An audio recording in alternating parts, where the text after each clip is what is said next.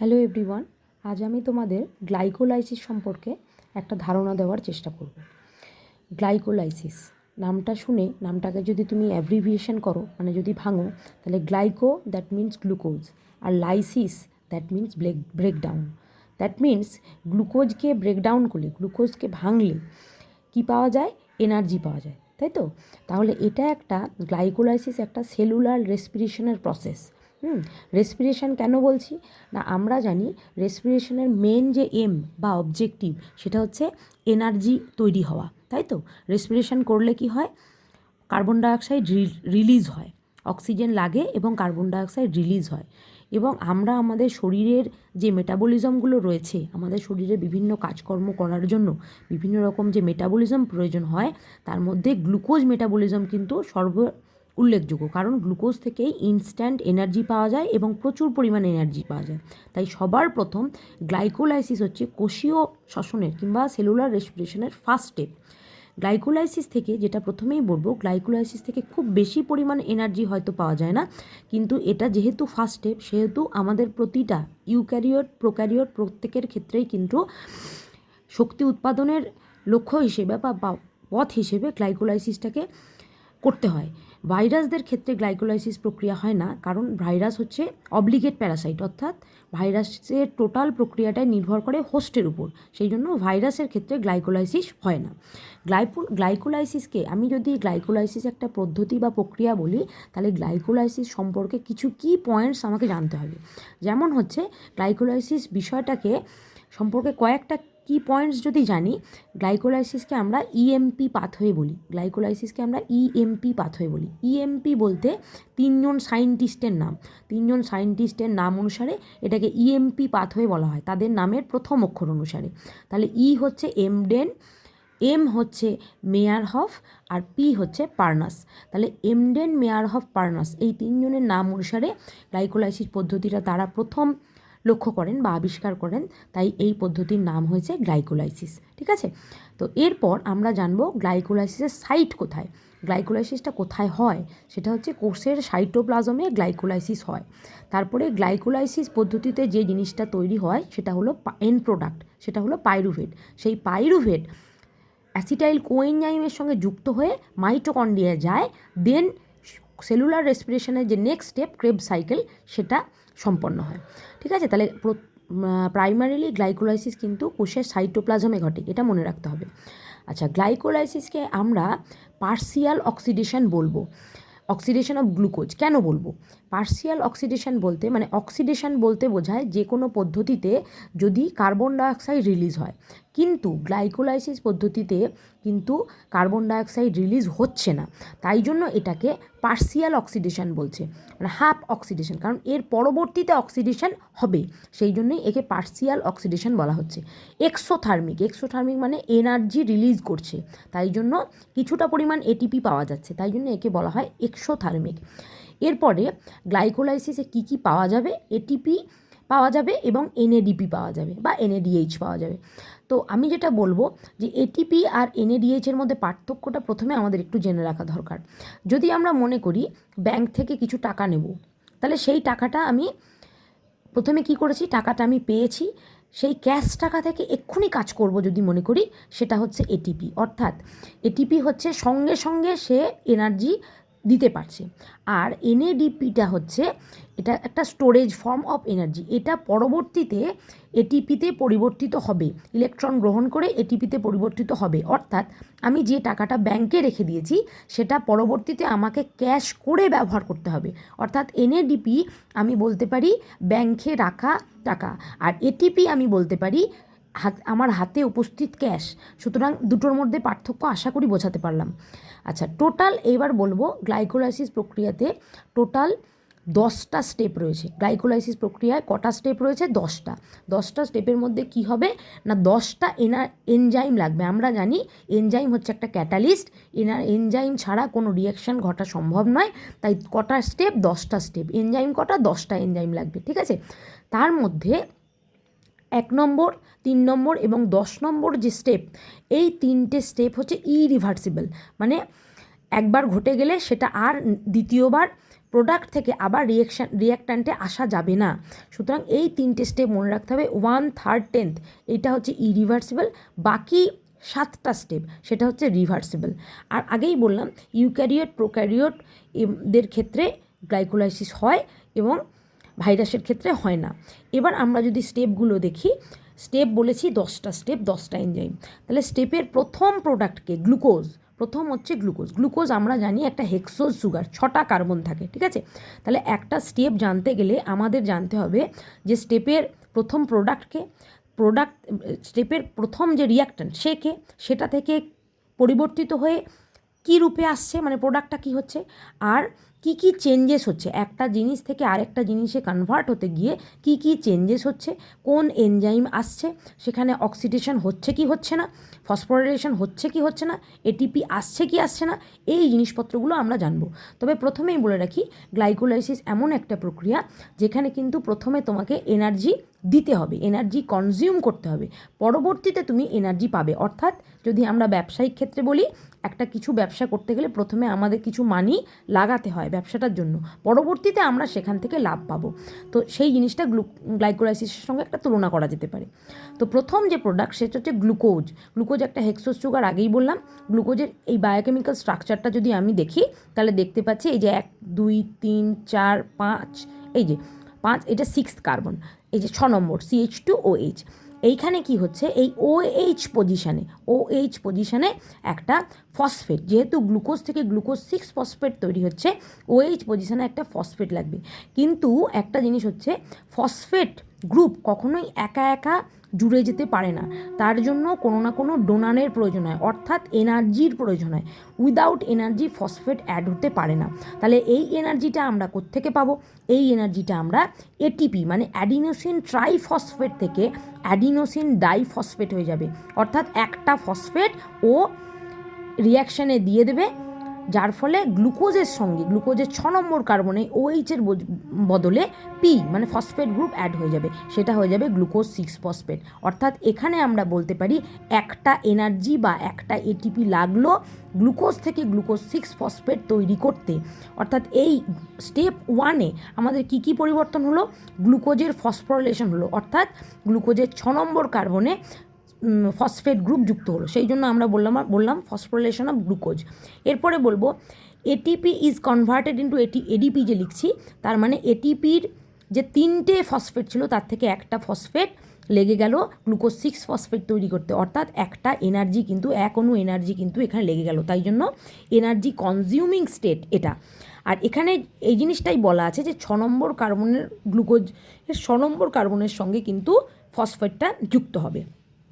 তাহলে 1 নম্বর স্টেপে কি পরিবর্তন হলো? ফসফোরিলেশন হলো, এনার্জি কনজিউমিং হলো, গ্লুকোজ থেকে গ্লুকোজ 6 ফসফেট তৈরি হলো। এখানে যে এনজাইমটা লাগলো এটা বলতে ভুলে গেছিলাম, এটা হচ্ছে হেক্সোকাইনেজ। যখনই এরকম এটিপি থেকে এডিপি হবে, মানে এটিপি সংক্রান্ত কিছু যদি হয়, তখনই আমরা এনজাইমের নাম দেব কাইনেজ। এবার যেহেতু গ্লুকোজ একটা হেক্সোজ সুগার, সেহেতু নামটা হচ্ছে হেক্সোকাইনেজ নামক সুগারের এনজাইমের উপস্থিতিতে এই পরিবর্তনটা হচ্ছে। এবং হেক্সোকাইনেজ আসতে গেলেই Mg2 পজিটিভ কিন্তু লাগে, এটা একটা শর্ট কোয়েশ্চেন হিসেবে আসতে পারে। Mg2 পজিটিভ এটা মনে রাখতে হবে স্টেবিলাইজ করার জন্য। আচ্ছা, এরপরে আমরা ফার্স্ট স্টেপ দেখে নিলাম, যাবো সেকেন্ড স্টেপে।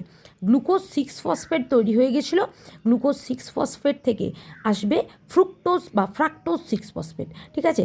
গ্লুকোজ 6 ফসফেট থেকে ফ্রাক্টোজ 6 ফসফেট দুটোই সেম আছে, শুধু গ্লুকোজ থেকে ফ্রাক্টোজ।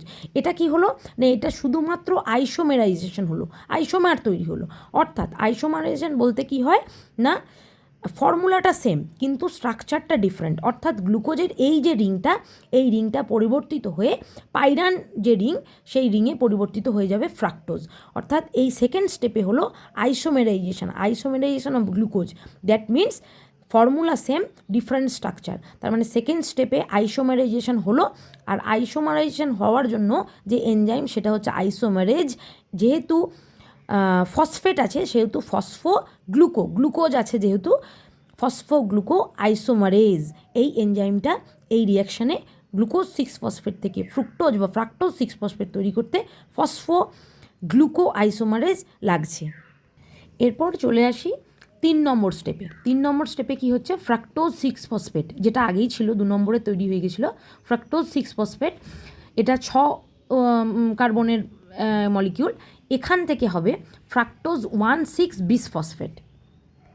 এই স্টেপে কি হচ্ছে, ফ্রাক্টোজ 6-ফসফেট থেকে ফ্রাক্টোজ 1,6, তার মানে ফ্রাক্টোজে 1 নম্বর পজিশনে একটা চেঞ্জেস আসছে। কীরকম, 1 নম্বর পজিশনে আরেকটা ফসফেট যুক্ত হবে। তার মানে আমি আগেই বলেছি যে ফসফেট কখনো একা একা যুক্ত হতে পারে না, তার জন্য এনার্জি লাগে, কোনো না কোনো ডোনারের প্রয়োজন হয়।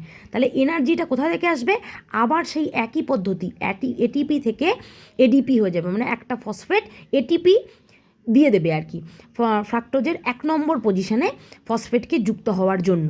যেহেতু দুটো ফসফেট তাই জন্য বিসফসফেট। তাহলে এটাও 6 কার্বনের একটা মলিকিউল, কিন্তু এখানে চেঞ্জেস কি হলো না, 1 নম্বর পজিশনে, ফ্রাক্টোজের 1 নম্বর পজিশনে আবার একটা ফসফেট যুক্ত হলো। এটা কিন্তু একটা এটিপি কনজিউমিং, মানে এনার্জি কিন্তু দিতে হলো, লাগলো। তার মানে এখানেও আবার ফসফোরিলেশন হলো এবং এনার্জি একটা এটিপি লাগলো, মানে একটা এনার্জি লাগলো।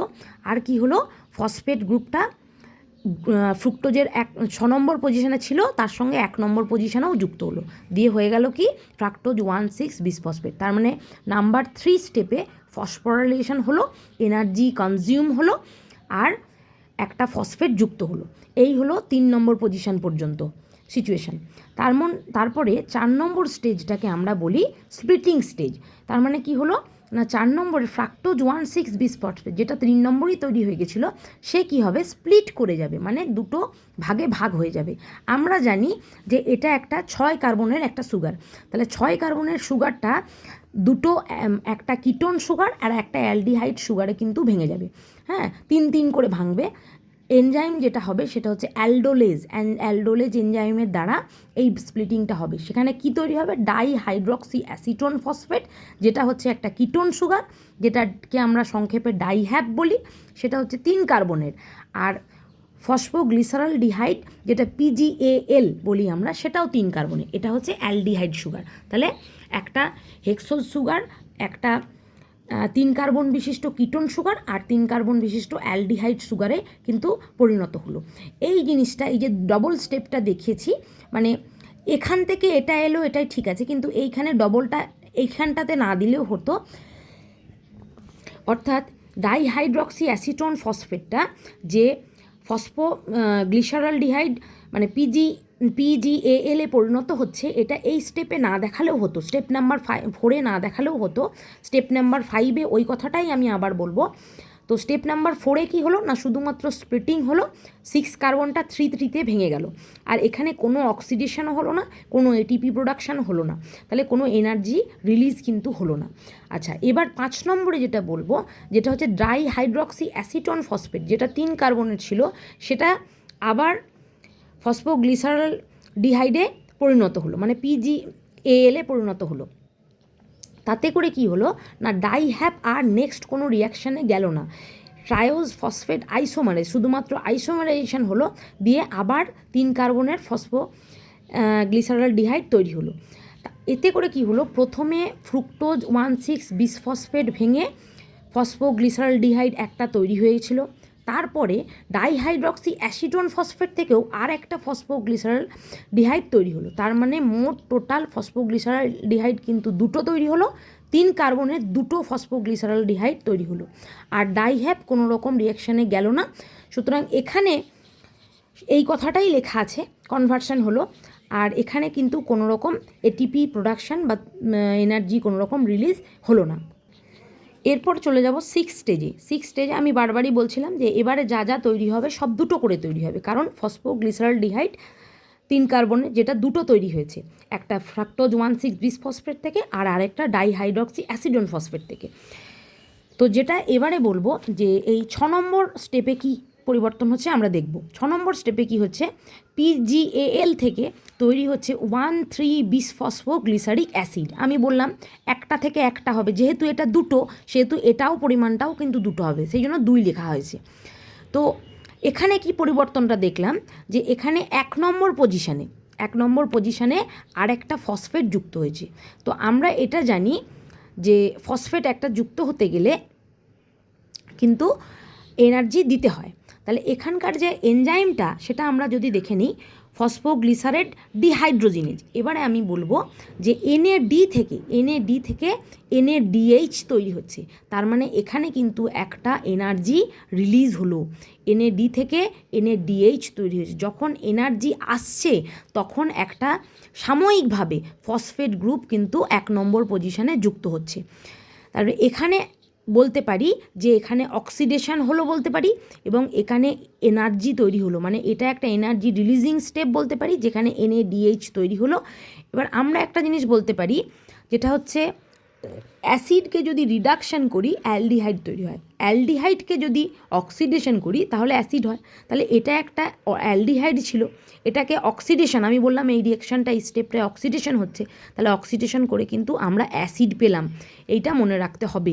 তাহলে সেক্ষেত্রে এই স্টেজে এনার্জি তৈরি হলো, এই স্টেজে 6 নম্বর স্টেজে অক্সিডেশন হলো, 6 নম্বর স্টেজে অ্যাসিড তৈরি হলো, এটাও মনে রাখতে হবে। আচ্ছা, এরপরে 7 নম্বর স্টেজে যাব, সেখানে 6 নম্বর স্টেজে অলরেডি তৈরি হয়েছিল 1,3-বিসফসফোগ্লিসারিক অ্যাসিড, সেখান থেকে 3-ফসফোগ্লিসারিক অ্যাসিড তৈরি হচ্ছে। বারবারই বলছি যে যাই তৈরি হবে দুটো করে হবে। তো এখানে NAD কিন্তু দুটো তৈরি হয়েছিল, কারণ প্রত্যেকটা থেকে একটা একটা NAD দুটো তৈরি হয়েছিল। আচ্ছা, এখানে কি হলো না, এখানে যে আগে যে একটা ফসফেট যুক্ত হয়েছিল সেই ফসফেটটা সাময়িক যুক্ত হয়েছিল এবং সেটা খুলে গেল, খুলে গিয়ে কি হলো, এখানে কিন্তু একটা ATP তৈরি হয়ে গেল, যেহেতু ফসফেটটা রিলিজ করে দিল, তাহলে এখানে একটা ATP তৈরি হয়ে গেল। তাহলে এটাও একটা এনার্জি রিলিজিং স্টেজ, এবং ফসফেটটা একটা যেটা যুক্ত হয়েছিল সেটা ছেড়ে গেল। আচ্ছা, এরপরে 8 নম্বরে 3-ফসফোগ্লিসারিক অ্যাসিড যেটা আগেই তৈরি হয়েছিল, সেখান থেকে 2-ফসফোগ্লিসারিক অ্যাসিড তৈরি হলো। তাহলে এখানে কি হলো, 2-ফসফোগ্লিসারিক অ্যাসিড, তার মানে এখানে পজিশান 3 নম্বর পজিশানে যে ফসফেটটা সেটা শুধুমাত্র চেঞ্জ হয়ে 2 নম্বর পজিশানে অ্যাড হয়ে গেছে, আর কিছুই হয়নি। এখানেও একটা বলতে পারি যে আইসোমেরাইজেশন হয়েছে, আইসোমেরাইজেশনের একটা এনজাইম মিউটেজ এখানে কাজ করেছে, একটা ATP এখানে কিন্তু দুটো ATP তৈরি হয়েছে। আচ্ছা, তারপরে যেটা বলবো, 2-ফসফোগ্লিসারিক অ্যাসিড থেকে ফসফোইনল পাইরুভেট হয়েছে, H2 রিলিজ হয়ে H2 বেরিয়ে গিয়ে ফসফোইনল পাইরুভেট হয়েছে। ফসফোইনল পাইরুভেট একটা আনস্টেবল কম্পাউন্ড, সেই জন্য ফসফোইনল পাইরুভেট থাকবে না। এটা ফসফোইনল পাইরুভেটটা থেকে 10 নম্বর স্টেজে ফসফোইনল পাইরুভেট থেকে পাইরুভেট তৈরি হবে, যেটা 3 কার্বনের, এবং এটাও কিন্তু সবসময় দুটোই তৈরি হবে, যেহেতু প্রথম থেকেই বলছিলাম একটা থেকে একটা হবে আর দুটো থেকে দুটো। আর এখানে কি হলো, ADP থেকে আবার একটা ATP তৈরি হয়ে গেল, মানে দুটো যখনই হবে দুটো হবে। আর এনজাইমটা হচ্ছে পাইরুভেট কাইনেজ। তার মানে আমরা যদি সাম আপ করি যে টোটাল এনার্জি কতগুলো লাগলো এবং টোটাল এনার্জি কতগুলো গেল, সেটা যদি দেখি, টোটাল প্রোডাকশানটা যদি দেখি, টোটাল NADH তৈরি হয়েছে দুটো, সেটা হচ্ছে 6 স্টেপে, 6 নম্বর স্টেপে দুটো NADH তৈরি হয়েছে। আর ATP তৈরি হয়েছে মোট 4টে, দুটো দুটো করে। কোথায় কোথায়? 7 নম্বরে দুটো তৈরি হয়েছে, 10 নম্বরে দুটো তৈরি হয়েছে। আর টোটাল পাইরুভেট দুটো তৈরি হয়েছে, 3 কার্বনের দুটো তৈরি হয়েছে। তাহলে ATP দুটো লেগেছে, আমি বলেছি দুটো স্টেপে রিলিজ হয়েছে। আবার প্রথম দিকে বলেছিলাম ATP লাগবে, পরে রিলিজ হবে। তাহলে প্রথমে যে দুটো স্টেপে ATP লেগেছে, অর্থাৎ ATP কনজিউমড হয়েছে, সেটা হচ্ছে স্টেপ নাম্বার 1 আর স্টেপ নাম্বার 3, সেখানে একটা একটা করে দুটো ATP লেগে গেছে। তাহলে টোটাল ATP যদি 4টে তৈরি হয়, তার মধ্যে থেকে দুটো যদি লেগে যায়, তাহলে নেট প্রোডাকশান হচ্ছে দুটো ATP, আর NADH হচ্ছে দুটো, পাইরুভেট হচ্ছে দুটো। তার মানে মোটামুটি আমরা গ্লাইকোলাইসিসে 2 অণু ATP পেলাম, আর যেটা হচ্ছে আমি কনস্ট্যান্টলি মানে ইনস্ট্যান্টলি ইউজ করতে পারবো, আর যেটা ব্যাংকে রাখা টাকার মতো পরে ক্যাশ করতে পারবো, সেটা হচ্ছে NADH, সেটাও আমি কিন্তু দুটো পেলাম, যেটা পরবর্তীতে ATP তৈরিতে সাহায্য করবে ক্রেবস সাইকেলে। তাহলে যদি গ্লাইকোলাইসিস প্রসেসটা একটু সাম আপ করে দিই, তাহলে প্রথমে হচ্ছে ফার্স্ট স্টেপে হচ্ছে ফসফোরিলেশন, সেকেন্ড স্টেপে হচ্ছে আইসোমেরাইজেশন, থার্ড স্টেপে আবার ফসফোরিলেশন, ফোর্থ স্টেপে হচ্ছে স্প্লিটিং, আর ফিফথ স্টেপে হচ্ছে যেটা ওই ডাইহাইড্রক্সি অ্যাসিটেন ফসফেট থেকে আবার গ্লিসারল ডিহাইড তৈরি হচ্ছে, সেটা হচ্ছে ফিফথ স্টেপ। আচ্ছা, সিক্স স্টেপে কী হচ্ছে? সিক্স স্টেপে অক্সিডেশন হচ্ছে, NADH আকারে এনার্জি তৈরি হচ্ছে, আর সেভেন স্টেপে দুটো এটিপি রিলিজ হচ্ছে, 8 স্টেপে আইসোমারাইজেশন হচ্ছে, 9 স্টেপে ওয়াটার রিলিজ হচ্ছে, আনস্টেবল কম্পাউন্ড তৈরি হচ্ছে, আর 10 স্টেপে আবার দুটো এটিপি রিলিজ হচ্ছে এবং পাইরুভেট তৈরি হচ্ছে, যেটা কিনা পরবর্তীতে ক্রেবস সাইকেলে যাওয়ার জন্য একটা মলিকিউল। আশা করছি গ্লাইকোলাইসিস সম্পর্কে তোমাদের বোঝাতে পারলাম। পরবর্তীতে আবার দেখা হচ্ছে। নমস্কার।